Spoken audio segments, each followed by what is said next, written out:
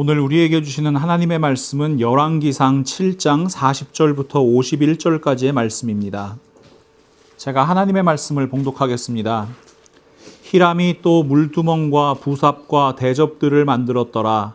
이와 같이 히람이 솔로몬 왕을 위하여 여호와의 전에 모든 일을 마쳤으니 곧 기둥 둘과 그 기둥 꼭대기의 공 같은 머리 둘과 또 기둥 꼭대기의 공 같은 머리를 가리는 그물 둘과 또 그 그물들을 위하여 만든 매 그물에 두 줄씩으로 기둥 위에 공 같은 두 머리를 가리게 한 석류 400개와 또 10개의 받침수레와 받침수레 위의 10개의 물두멍과 한 바다와 그 바다 아래의 소 12마리와 솥과 부삽과 대접들이라. 히람이 솔로몬 왕을 위하여 여호와의 성전에 이 모든 그릇을 빛난 놋으로 만드니라. 왕이 요단 평지에서 숫꽃과 사르단 사이의 차진 흙에 그것들을 부어내었더라.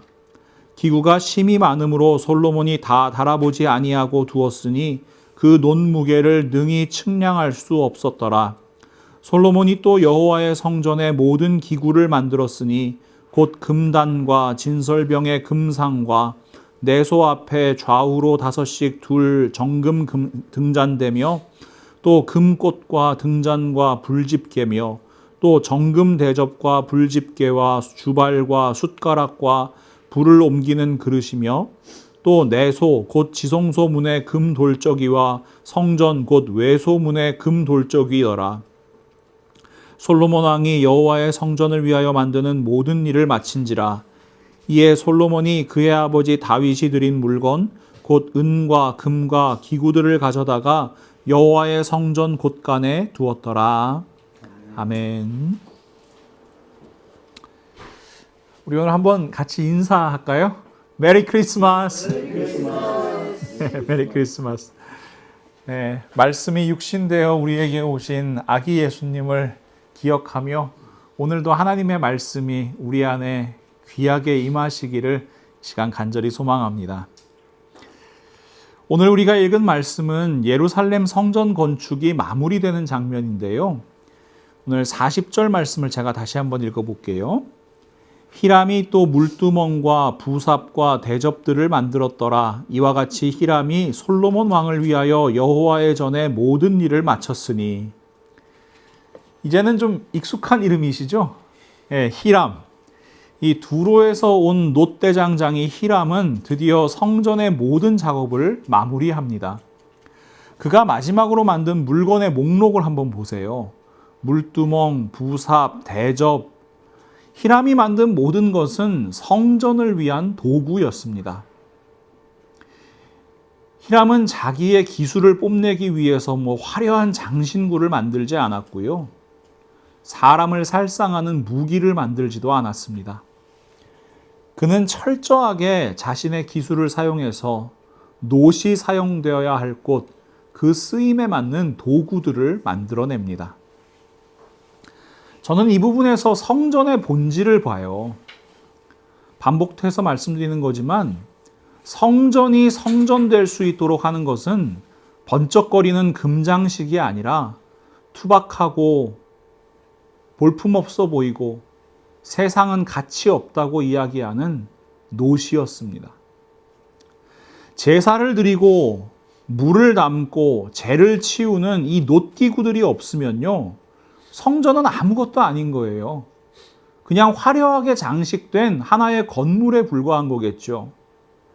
히람은 최선을 다해서 성전이 성전의 본질을 다할 수 있도록 돕는 기구를 제작하였습니다.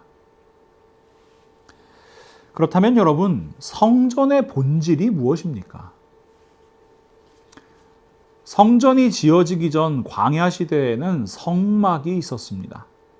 하나님께서는 모세를 통해 이스라엘 백성들에게 성막을 지으라고 말씀하세요. 출애굽기 25장 8절과 9절 말씀입니다.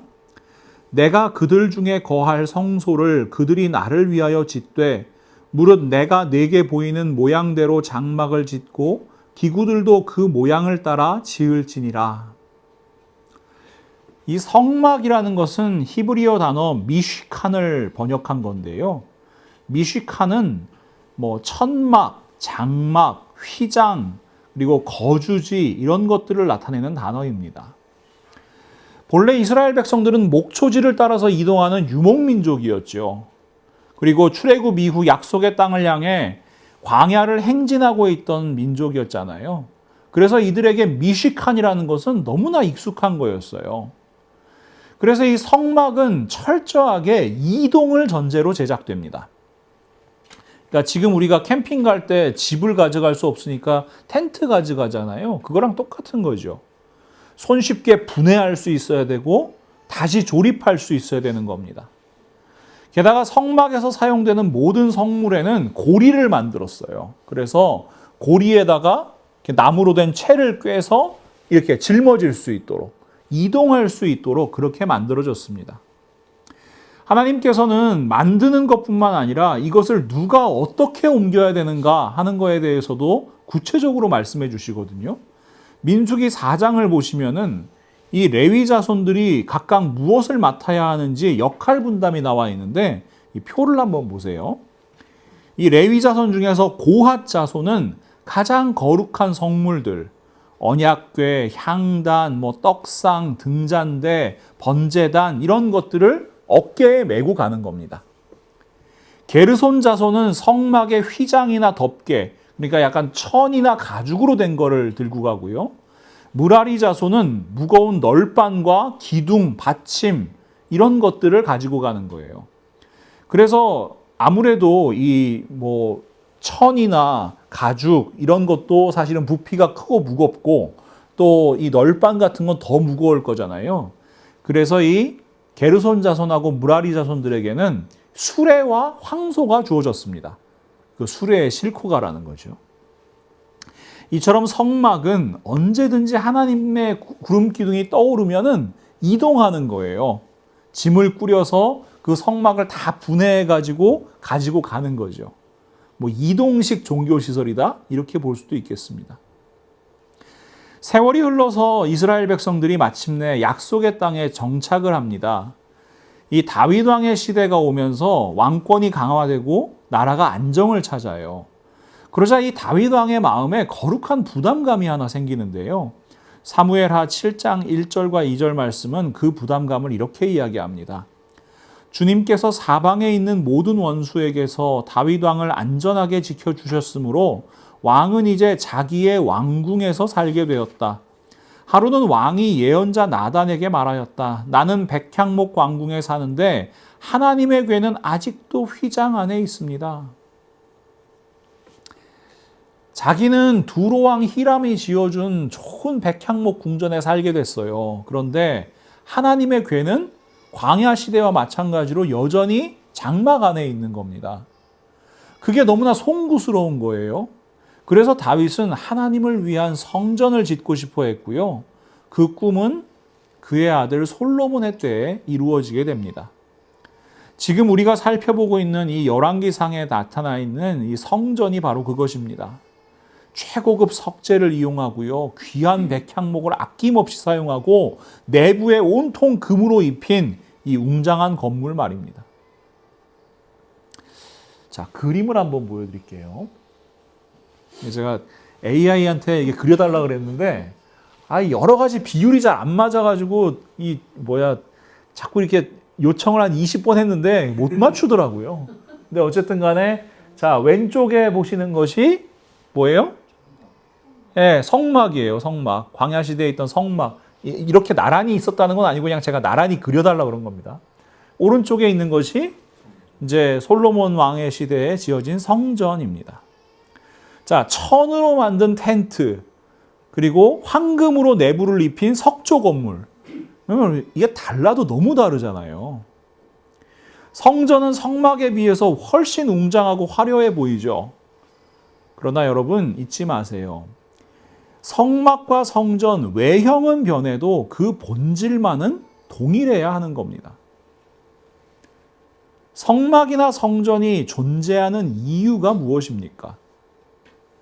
레위기 1장 1절과 2절 말씀은 그 본질을 정확하게 말씀해 주십니다. 주님께서 모세를 회막으로 부르시고 그에게 말씀하셨다. 이스라엘 자손에게 말하여라. 너는 그들에게 다음과 같이 일러라. 너희 가운데서 짐승을 잡아서 나 주에게 제물을 바치는 사람은 누구든지 소나 양을 제물로 바쳐라. 성막이나 성전, 이 거룩한 장소의 본질은 두 가지예요. 첫째, 지성소의 언약궤 위에 임하시는 하나님의 말씀을 듣는 겁니다. 우리를 부르시는 하나님과의 만남입니다. 두 번째, 그곳에서 하나님께 제사를 드리는 겁니다. 번제, 소제, 화목제, 속죄제, 속건제, 이 죄인인 인간이 거룩하신 하나님께 나아가기 위해서 제물을 드려서 죄를 씻는 곳, 죄 사함을 받는 곳, 그곳이 성막이나 성전의 존재 이유입니다. 그런데 말입니다. 혹시 열왕기상의 성전 건축 기사 자세하게 읽어보신 분 계세요? 자, 이제 하산하실 수 있는 질문을 드립니다. 이 기록에는요, 성전의 본질에 해당하는 아주 결정적인 성물 하나가 빠져 있어요. 기록이 누락돼 있어요. 혹시 눈치채신 분 계십니까?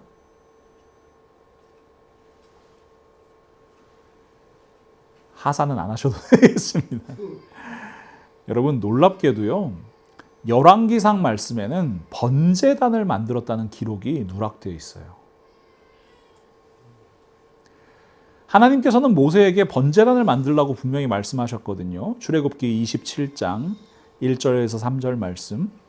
너는 조각목으로 길이가 5규빗, 너비가 5규빗의 제단을 만들되 네모 반듯하게 하며 높이는 3규빗으로 하고 그 네 모퉁이 위에 뿔을 만들되 그 뿔이 그것에 이어지게 하고 그 제단을 노스로 싸고 재를 담는 통과 부삽과 대야와 고기 갈고리와 불 옮기는 그릇을 만들되 제단의 그릇을 다 노스로 만들지며. 자, 이 말씀을 한번 기억하신 다음에 오늘 본문 말씀을 다시 한번 봅시다. 오늘 본문 40절과 45절 말씀입니다. 히람이 또 물두멍과 부삽과 대접들을 만들었더라. 이와 같이 히람이 솔로몬 왕을 위하여 여호와의 전에 모든 일을 마쳤으니 솥과 부삽과 대접들이라. 히람이 솔로몬 왕을 위하여 여호와의 성전에 이 모든 그릇을 빛난 노스로 만드니라. 자, 분명히 번제단에서 사용하는 도구, 솥, 부삽, 대접, 이런 것들을 만들었다는 기록은 있습니다. 그런데 정작 그 도구를 사용해야 될 번제단을 만들었다는 기록이 본문에서 누락되어 있어요. 이걸 여러분, 우리 뭐라 그래요? 안고 없는 찐빵이라고 그러잖아요. 성전의 핵심이자 본질이 빠져 있는 거예요. 그렇다면 여러분, 예루살렘 성전에는 번제단이 없었을까요? 아닙니다. 역대하 4장을 보면요, 분명하게 기록되어 있어요. 역대하 4장 1절과 2절 말씀입니다. 솔로몬이 또 노스로 제단을 만들었으니 길이가 20규빗이요 너비가 20규빗이요 높이가 10규빗이며 또 노술 부어 바다를 만들었으니 지름이 10규빗이요 그 모양이 둥글며 그 높이는 5규빗이요 주위는 30규빗 길이의 줄을 두를만 하며. 여러분, 우리 지난 시간에, 우리 지난 주일에 같이 바다에 대해서 살펴봤잖아요. 바다 보여드리니까 어땠어요? 와, 굉장히 크다, 이런 느낌 받으셨잖아요. 근데 여러분, 히람은요, 바다를 만들기 전에 놋제단을 만들었어요. 번제단을 만들었어요. 그 크기가 어마어마한데요. 자, 그림을 한번 봅시다. 이거는 제 의도대로 잘 그려졌습니다. 여러분, 지난주에 바다 그림 기억나시는지 모르겠지만 성전에 있는 번제단이 이만하다고요.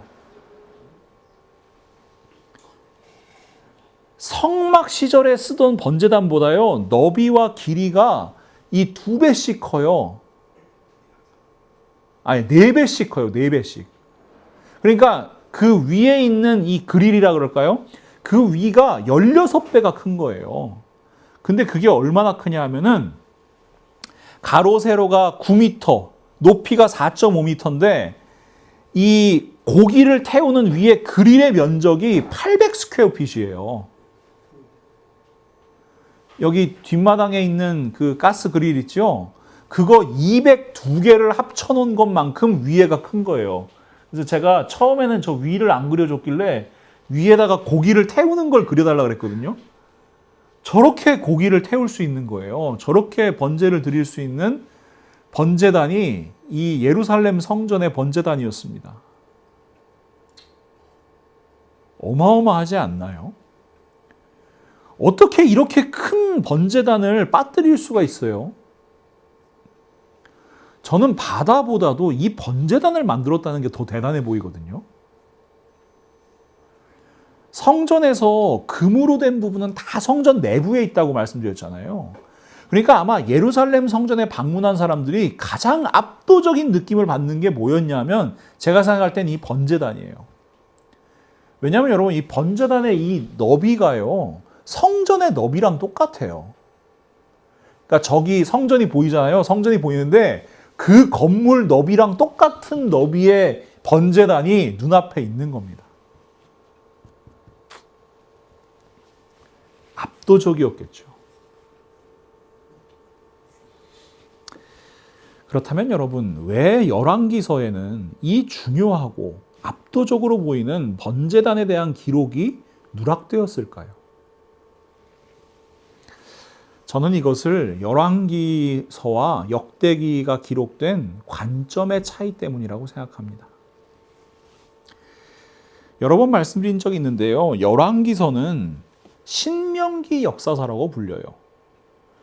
순종 축복, 불순종 저주, 이런 신명기 역사관을 바탕으로 그 역사관에 따른 왕들의 이야기에 관심이 많습니다.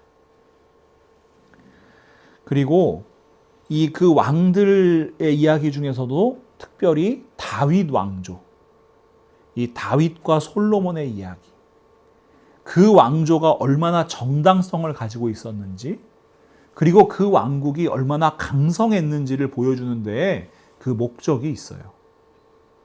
반면에 역대기는 제사장 문서라고 불려요. 역대기는 이 쓰여진 시기 자체가 다른데요. 바벨론 포로기 이후, 그러니까 무너진 이스라엘이 회개하고 다시 하나님 앞으로 돌아오는 그 신앙을 회복하는 관점에서 역대기 역사서들이 쓰여졌습니다. 그래서 여러분, 왕의 권력보다는 역대기 역사서에서는 제사장, 제사, 레위지파, 무엇보다 하나님의 말씀대로 행하는 것에 관심이 있었습니다. 자, 이 관점의 차이를 잘 보여주는 예가 하나 있는데 바로 베레스 우사 사건이에요. 여러분 기억하실 겁니다. 다윗이 언약궤를 하나님 이 언약궤를 예루살렘 성으로 가져오려고 하잖아요. 근데 처음에 어떻게 해요? 수레에다가 싣고 와요. 근데 갑자기 이렇게 소들이 이렇게 움직이고 수레가 흔들리니까 이 언약궤가 떨어질까 봐 우사라는 사람이 언약궤를 딱 받칩니다. 그런데 하나님께서 우사를 치세요. 그래서 그 사람이 죽임을 당합니다. 다윗은 두려워해요.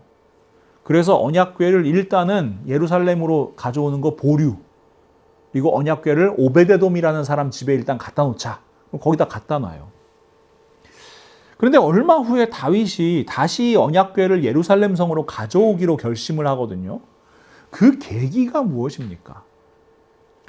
열왕기와 같은 신명기적 관점인 사무엘하 6장을 보면 오베데돔의 집이 복을 받았다는 소식을 듣고 언약궤를 가져옵니다. 사무엘하 6장 12절 말씀. 어떤 사람이 다윗 왕에게 아뢰어 이르되 여호와께서 하나님의 궤로 말미암아 오베데돔의 집과 그 모든 소유에 복을 주셨다 한지라 다윗이 가서 하나님의 궤를 기쁨으로 메고 오베데돔의 집에서 다윗성으로 올라갈세. 자, 결심하는 이유가 뭐라고요? 야, 하나님의 궤가 있는 저 집에 하나님께서 복을 주시더라. 그러니까 우리도 예루살렘으로 가져와서 예루살렘 성이 하나님의 복을 받게 만들자. 라는 다윗의 결정입니다. 하지만 여러분, 똑같은 사건을 제사장 관점인 역대상 15장은 전혀 다르게 이야기해요. 다윗이 하나님의 말씀을 깨달았다고 이야기합니다. 역대상 15장 12절과 13절 그리고 15절 말씀을 제가 읽어드릴게요.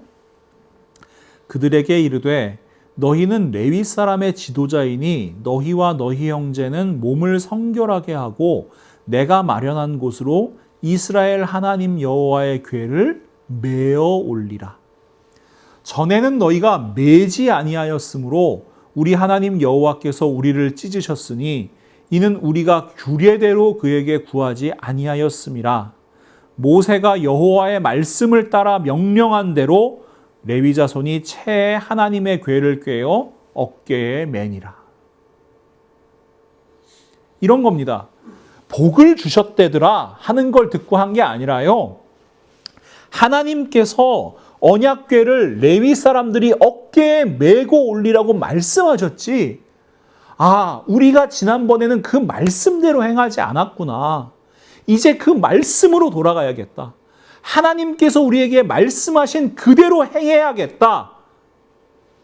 라는 이 관점을 가지고 이 사건을 바라보는 거예요. 자, 보십시오.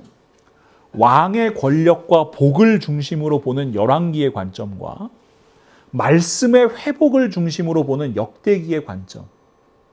이 차이가 오늘 본문 말씀에서 그대로 드러나는 겁니다. 오늘 본문 열왕기상 7장의 마지막 부분, 성전 건축의 마무리하는 부분, 제가 다시 한번 읽어볼게요. 오늘 본문 48절부터 50절 말씀입니다.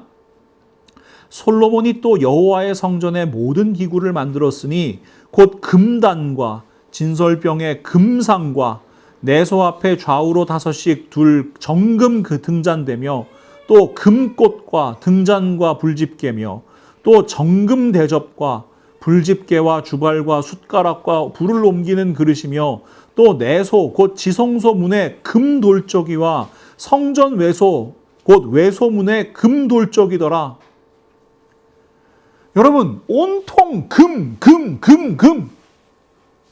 열왕기 기자는요, 끝까지 금을 포기하지 못해요. 솔로몬 왕의 화려함을 보여줘야 되거든요. 그 부귀 영화를 보여줘야 되거든요. 정작 성전의 존재 목적, 죄사함이 일어나는 번제단, 하나님께 올려드리는 예배를 드리는 번제단에 대해서는 언급조차 하지 않으면서 화려한 금장식들에 대해서는 끝까지 나열하고 있는 겁니다. 이에 대해서 구약학자인 이 시몬 드 브리스라는 교수님이 계신데 이 자신이 쓴 열왕기상 주석에서 아주 흥미롭고 또 어쩌면 이 굉장히 충격적인 견해를 밝혀요. 이분은 이 열왕기상 본문을 언어학적으로 분석을 하거든요. 그래서 어떤 본문 말씀은 원래 처음에 쓰여졌을 거고 이러이러한 표현들이 등장하는 이 그 구절들은 아마 후대에 첨가가 됐을 거다. 이런 식으로 이제 분석을 하는데요. 그 결과가 뭐냐 하면 성전이 황금으로 꾸며졌다는 내용은 후대에 추가된 것이 틀림없다라고 주장을 하시는 거예요. 제가 그분의 글을 일부 인용을 해드릴게요. 보여주시면 이러한 추가 자료를 제거하면 황금 예루살렘은 누군가의 상상력에 의한 지어낸 이야기라는 것이 드러날 것이다. 유대인들로 하여금 솔로몬의 성전이 전체적으로 황금으로 만들어졌다고 생각하도록 부추긴 것은 시간이 지난 뒤, 즉 성전이 소실된 때였음이 분명하다. 이미 말한 대로 솔로몬이 성전에 순금을 사용했다는 개념은 후대의 상상력으로 덧입혀진 가공의 것이다. 거룩한 사물들을 장식하기 위해서 금을 사용하는 것은 경배를 받는 신에게 영광을 돌리기보다는 인간의 헛된 영광을 반영하는 것일 것이다. 물론 저는 이 학자의 주장에 100% 동의하지는 않습니다. 성경의 기록을 무조건 후대의 상상력으로만 치부할 수는 없기 때문입니다. 하지만 이 주장이 우리에게 던지는 메시지는 분명합니다. 열왕기상의 저자가 금으로 대변되는 이 솔로몬의 부귀영화, 건물의 화려함에 시선을 뺏겨서 정작 성전의 본질인 번제단을 기록에서 빠뜨리는 실수를 범했다는 사실입니다. 제가 자주 인용하는 시편이죠. 시편 24편 3절에서 4절 말씀. 여호와의 산에 오를 자가 누구며 그의 거룩한 곳에 설 자가 누구인가? 곧 손이 깨끗하며 마음이 청결하며 뜻을 허탄한 데에 두지 아니하며 거짓 맹세하지 아니하는 자로다. 여러분, 성전 건축을 기록한 사람의 마음은, 그리고 그 뜻은 과연 어디에 있었던 걸까요? 사랑하는 믿음의 동역자 여러분, 성탄절을 앞둔 주일에 저는 무거운 마음으로 여러분께 여쭙겠습니다. 혹시 열왕기 기자의 모습이 오늘 우리의 모습은 아닙니까? 성탄절은 예수 그리스도께서 이 땅에 오신 것을 기억하는 절기입니다. 요한복음 1장 14절 말씀. 말씀이 육신이 되어 우리 가운데 거하심에 우리가 그의 영광을 보니 아버지의 독생자의 영광이요 은혜와 진리가 충만하더라. 성탄절의 본질, 성탄절의 주인공은 오직 예수 그리스도이십니다.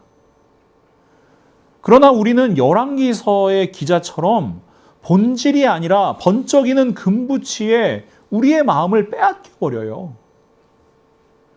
여러분, 번제단이 아까 보신 것처럼 어마어마한 규모였잖아요.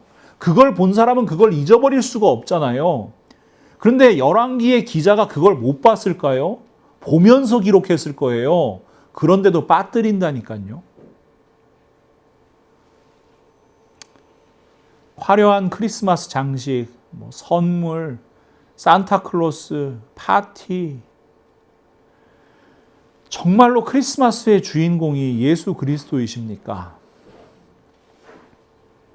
심지어 우리는요, 아버지를 아버지라고 부르지 못했던 홍길동처럼 크리스마스를 크리스마스라고 부르지 못하는 시대를 살고 있어요. 메리 크리스마스 대신에 해피 홀리데이라고 인사하는 것이 당연하게 여겨지는 시대를 살고 있다고요. 한국에선 성탄절이라고 부르는데요. 저는 사실 그 표현도 좀 바꿨으면 좋겠어요. 그 석가탄신일, 공자탄신이라고 부르거든요. 저는 예수탄신일이라고 바꿨으면 좋겠어요. 부처님 오신 날처럼 예수님 오신 날이라고 정확하게 그날을 표기해 줬으면 좋겠다는 게 제 생각입니다. 그런데 여러분, 묻고 싶어요. 자, 교회는 크리스마스를 크리스마스라고 부르잖아요. 그러면 그 교회에는 예수 그리스도께서 계십니까? 주인공인 예수님께서 그 중앙에 계십니까? 예수 그리스도께서 이 땅에 오신 목적, 그 십자가의 복음을 교회는 기억하고 있습니까? 제가 최근에 신문을 보다가 안타까운 기사를 하나 접했어요. 퓨 리서치 센터라는 여론조사 기관이 있는데 여기서 전 세계 종교 이동성 보고서라는 걸 발표했는데요. 한국은 기독교인으로 자란 사람, 그러니까 모태신앙 중에서 49%가 성인이 된 다음에 기독교를 떠난대요. 지금도 기독교를 떠나는 비율이 50%로 조사 대상인 36개 국가 중에서 1위를 기록했습니다. 압도적인 위예요. 왜 이런 일이 벌어지죠? 왜 사람들이 교회를 떠나죠? 여러 가지 이유가 있겠습니다만은 교회에 예수 그리스도께서 계시지 않다고 느끼기 때문입니다. 예수님께서는 분명히 말씀하시잖아요. 마가복음 10장 45절 말씀. 인자가 온 것은 섬김을 받으려 함이 아니라 도리어 섬기려 하고 자기 목숨을 많은 사람의 대속물로 주려 함이니라. 마가복음 8장 14절 말씀. 무리와 제자들을 불러 이르시되 누구든지 나를 따라오려거든 자기를 부인하고 자기 십자가를 지고 나를 따를 것이니라. 예수님은 섬기러 오셨고 우리를 대신하여 죽으러 오셨고 우리에게도 그 십자가를 지라고 말씀하십니다.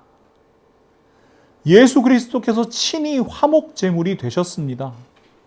이것이 우리 교회에 있는 번제단입니다. 이것이 신앙의 본질입니다. 그런데 교회에 와보면 당연히 있어야 할 십자가와 희생은 없고요. 세상과 똑같이 욕망의 금만 번쩍이고 있다면, 정욕과 탐심만 가득하다면 누가 그곳에서 생명을 발견할 수 있겠습니까? 교회는 그 쓰임에 맞아야 교회되는 겁니다. 히람이 노스로 기구를 만들 때 그 쓰임에 맞게 만들었던 것처럼 교회는 예수 그리스도의 몸으로서 그 기능에 충실할 때 교회되는 겁니다. 교회가 그리스도의 몸이라면요, 교회의 머리는 예수 그리스도셔야만 합니다. 골로새서 1장 15절부터 20절 말씀과 에베소서 1장 22절에서 23절 말씀을 우리 한 목소리로 읽어보도록 하겠습니다. 함께 읽죠.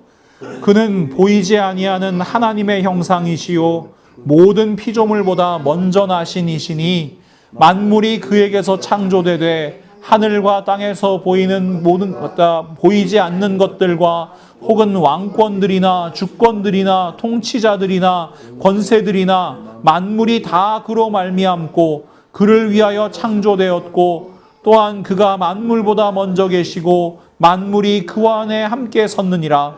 그는 몸인 교회의 머리시라. 그가 근본이시요 죽은 자들 가운데서 먼저 나신 이시니 이는 친히 만물의 으뜸이 되려 하심이요 아버지께서는 모든 충만으로 예수 안에 거하게 하시고 그의 십자가의 피로 화평을 이루사 만물 곧 땅에 있는 것들이나 하늘에 있는 것들이 그로 말미암아 자기와 화목하게 되기를 기뻐하심이라. 또 만물을 그의 발 아래에 복종하게 하시고 그를 만물 위에 교회의 머리로 삼으셨느니라. 교회는 그의 몸이니 만물 안에서 만물을 충만하게 하시는 이의 충만함이니라. 아멘. 이 말씀이 우리의 신앙 고백되기를 소망합니다. 교회의 머리는 예수 그리스도이십니다.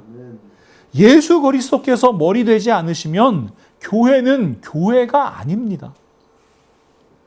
아무리 웅장한 건물이 있고요, 수만 명의 사람이 모여도 머리 되신 예수 그리스도께서 계시지 않으면 그것은 그냥 한낱 종교단체에 불과해요. 우상의 산당과 다를 바가 없어요. 그런데 오늘날 교회의 현실은 어떻습니까?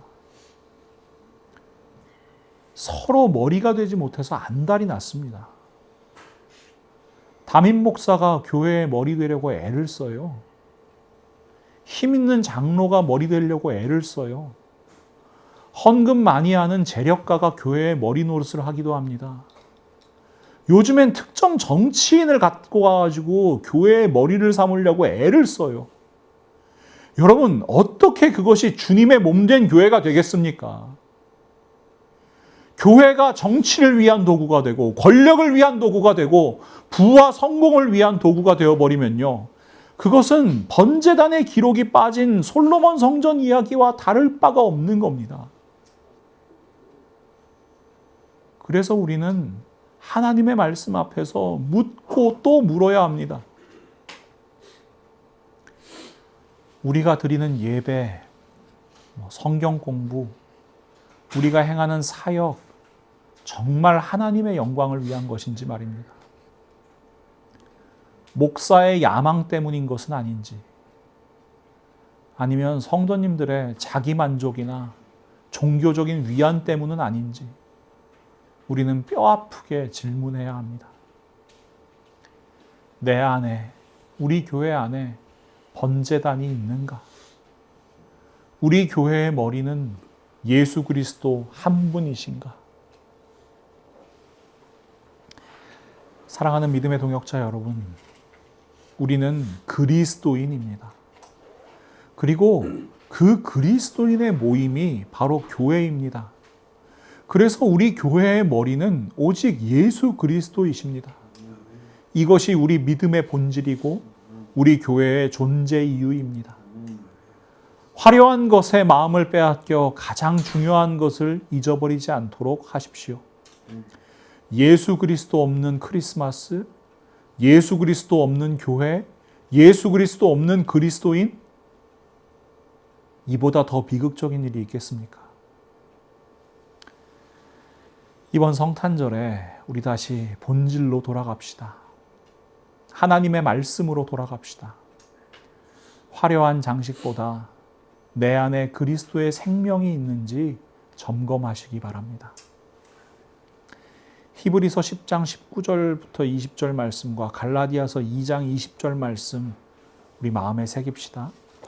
그러므로 형제들아 우리가 예수의 피를 힘입어 성소에 들어갈 담력을 얻었나니 그 길은 우리를 위하여 휘장 가운데로 열어놓으신 새로운 살 길이요 휘장은 곧 그의 육체니라.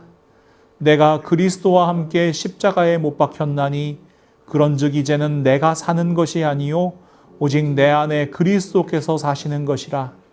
이제 내가 육체 가운데 사는 것은 나를 사랑하사 나를 위하여 자기 자신을 버리신 하나님의 아들을 믿는 믿음 안에서 사는 것이라. 아멘. 오직 우리 예수 그리스도와 함께 예배의 자리로 나오시고 또 세상으로 나아가 예수 그리스도와 함께 살아가십시오. 예수 그리스도와 함께 사랑하십시오. 금부치의 마음을 빼앗겨 번제단을 빠뜨리지 마십시오. 본질을 회복하십시오. 이것이 우리가 맞이해야 할 참된 크리스마스입니다. 이 마음으로 함께 예배하고 또 이 마음으로 세상에서 우리의 사명을 감당하는 우리 모두가 될 수 있기를 우리 예수 그리스도의 이름으로 간절히 축원합니다. 사랑의 하나님, 오늘도 저희에게 하나님의 말씀으로 말씀하여 주심을 진심으로 감사합니다. 그리고 그 말씀으로 저희의 모습 비추어 주심을 진심으로 감사합니다. 하나님, 저희들의 마음은 연약합니다. 흔들립니다. 자꾸만 허탄한 것을 바라봅니다. 그래서 저희들의 가운데 본질을 잃어버릴 때가 참 많습니다. 이 시간 저희 마음 가운데 하나님을 예배하는 번제단이 있는지, 저희 삶의 중심에 예수 그리스도께서 계신지 다시 한번 스스로 묻고 또 점검합니다. 하나님, 저희들 본질을 잃어버리지 않는 참된 그리스도인으로 이 땅을 살아가게 하여 주옵소서. 내가 사는 것이 아니라 오직 내 안에 그리스도께서 사심을 늘 경험하게 하시고 저희의 옛사람, 저희의 정욕과 탐심 온전히 그리스도의 십자가에 못 박고 저희들 예수 그리스도의 말씀대로 하나님의 말씀대로 저희의 삶을 이루어갈 수 있도록 하나님 역사하여 주시옵소서. 저희들 한 사람 한 사람의 삶을 돌이켜 주시고 저희 라이프 교회가 그 본질에서 벗어나지 않는 참된 하나님의 교회로 세워질 수 있도록 하나님께서 언제나 함께하여 주시기를 이 시간 간절히 소망합니다. 저희들 이번 성탄절을 맞이하며 이 본질을 회복하고 하나님 앞으로, 하나님 말씀 앞으로 저희의 삶을 돌이키는 놀라운 역사를 경험하게 하여 주시옵소서. 이를 위하여 저희 가운데 하나님의 힘과 능력과 지혜와 무엇보다 결단할 수 있는 용기를 우리 하나님께서 불어넣어 주시옵소서. 그렇게 역사하실 줄 믿고 예수 그리스도의 이름으로 간절히 기도합니다. 아멘.